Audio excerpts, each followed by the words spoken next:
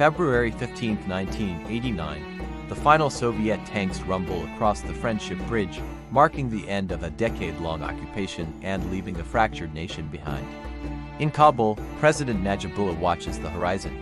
Though the Red Army is gone, the shadows of the Mujahideen grow longer every day.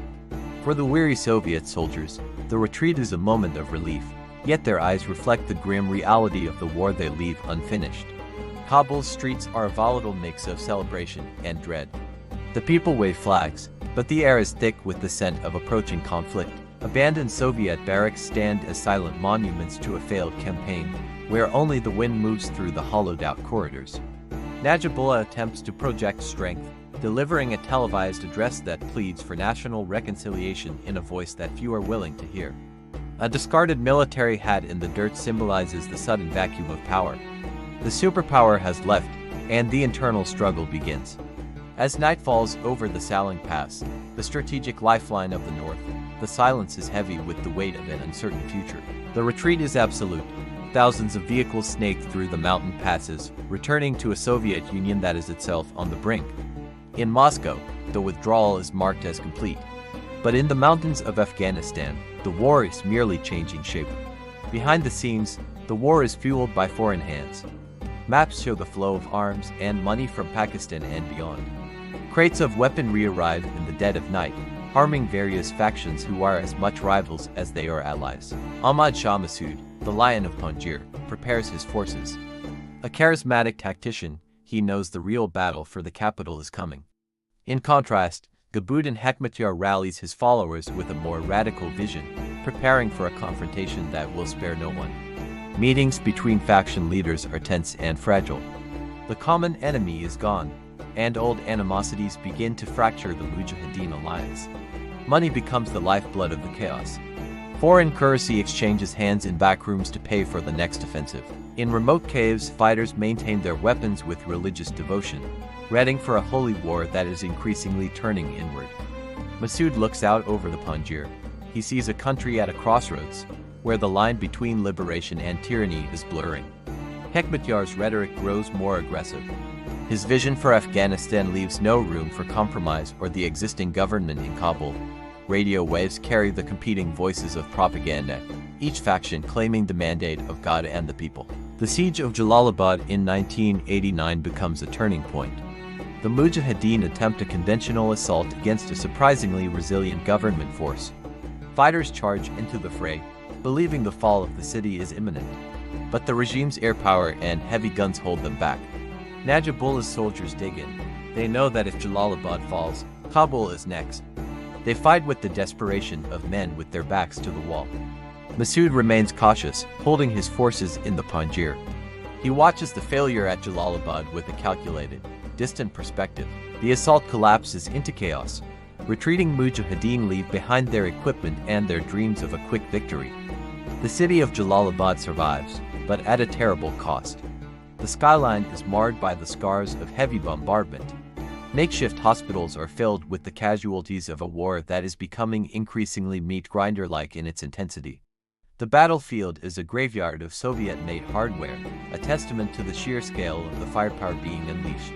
Najibullah uses the victory to bolster his image, appearing before the international press as a leader who can survive without Moscow. But in the shadows, intelligence officers know the tide is shifting. The Mujahideen are regrouping, and the foreign support remains relentless. 1991 brings a global shift. The Berlin Wall has fallen, and the Soviet Union itself begins to crumble, cutting Najibullah's last lifeline. As the ruble collapses and Soviet aid dries up, Najibullah realizes his regime is on borrowed time. The end is near. By 1992, the gates of power are under siege. Protesters and defecting soldiers signal the final collapse of the communist government. Najibullah attempts to flee, but he is blocked. He takes refuge in a United Nations compound, a prisoner of his own capital. The Mujahideen factions race toward Kabul. It is no longer a liberation, but a scramble for the spoils of a dying city. Kabul becomes a mosaic of front lines. The city is divided, and the peace that was promised is nowhere to be found.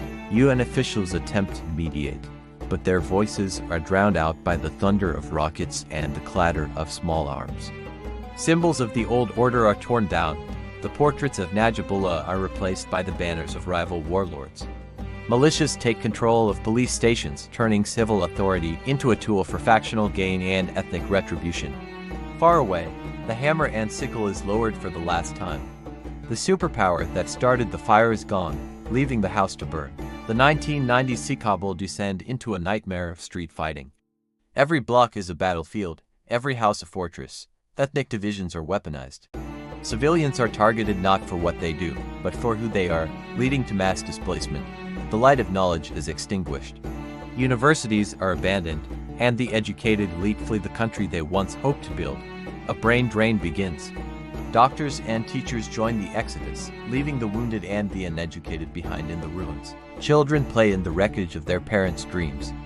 A bombed-out cinema becomes a playground in a city that has forgotten how to dream. The Afghan flag is tattered and torn, mirroring the state of the nation itself, a piece of cloth, struggling to stay aloft in the storm. Fear becomes the daily companion of the people. They huddle in basements, listening to the whistle of incoming shells. Night brings no peace. Tracers arc across the sky like malevolent stars, illuminating a city that is slowly tearing itself apart. Hospitals are overwhelmed, supplies are non-existent, and the medical staff are at the breaking point, working in the dark. The infrastructure of a modern state is gone. Buses are barricades, and roads are graveyards for the trapped and the unlucky. Propaganda posters from competing warlords are layered one over another, a visual record of the city's shifting loyalties and tragedies. Basic survival becomes a struggle, clean water is a luxury, and the wells of Kabul are contaminated by the waste of war. Markets that once sold spices and silks now sell only the tools of death. Ammunition is the only currency that never loses value. The innocence of childhood is overshadowed by the omnipresence of the gun. The shadow of the fighter falls over everything. An elderly man looks at a photo of a peaceful Kabul from the 1970s. He remembers a city that no longer exists, perhaps never will again. In the south, a new movement is born from the ashes of the Civil War. Silhouetted against the Kandahar sun, the students of religious schools arise. The Taliban emerge, promising order and justice in a land that has known only chaos. They offer a harsh but stable peace.